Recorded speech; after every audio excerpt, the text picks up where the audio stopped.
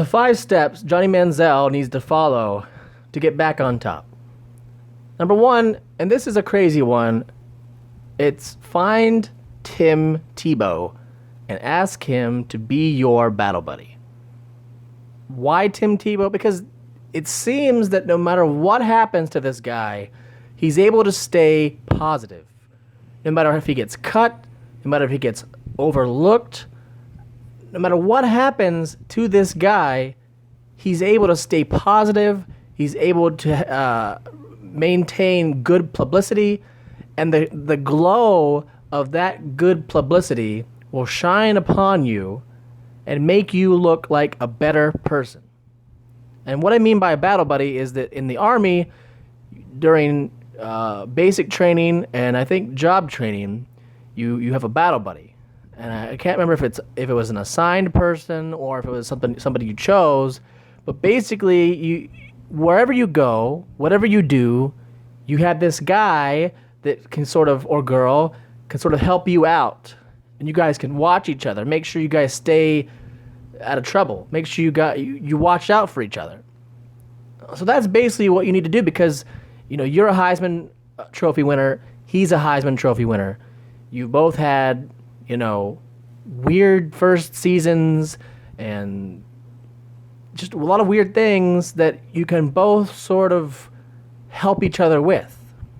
You guys both are sort of these running quarterbacks who have this sort of similar style, and you can sort of thrive off of each other and help each other become better people. Mostly you from him. Number 2, you should be doing nothing but working out and training. Just work out and train, work out and train. Your Instagram, your Twitter, your Facebook, whatever, all your social networking accounts should have photos and videos of you trying to become the best possible quarterback you can be.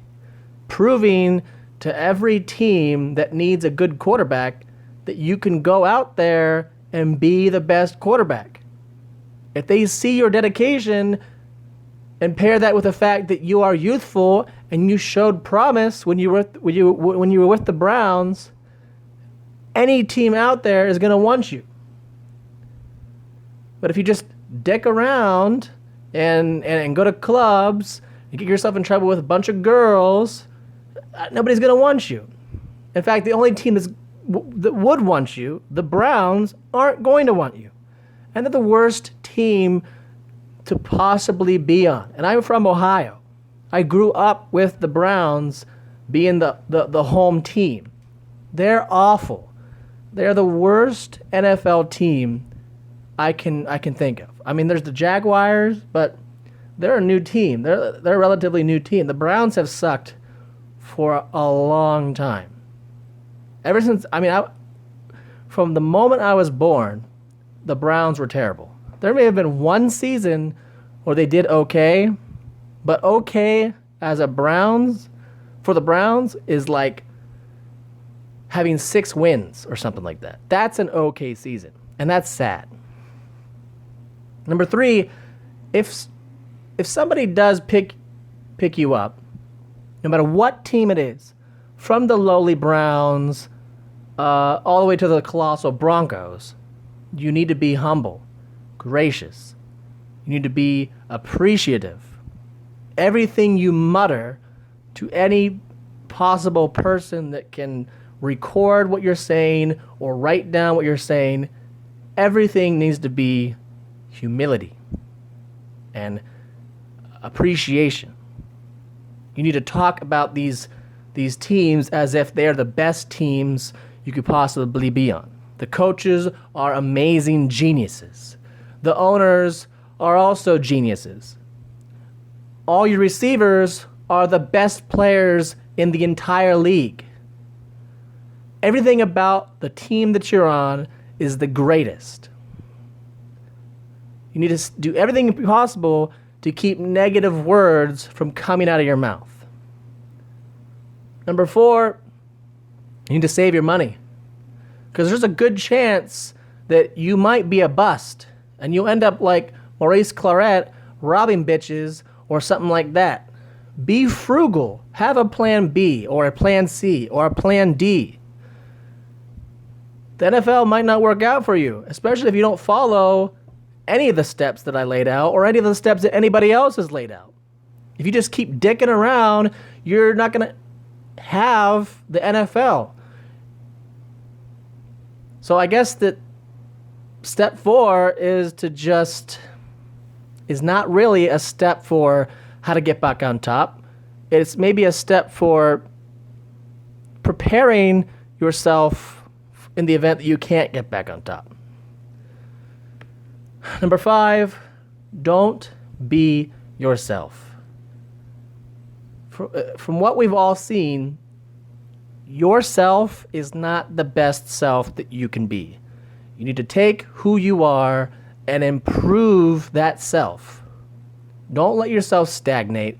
Try to get in contact with some of these older quarterbacks like Peyton Manning or Joe Montana or anybody who would talk to you and get some advice for how to improve yourself, how to break yourself down and take the parts that are no good and improve upon them and sort of rebuild who you are so that who you are can be a good person, so that you're not prone to doing things like that are gonna drag you further down into this hole that you keep digging yourself into.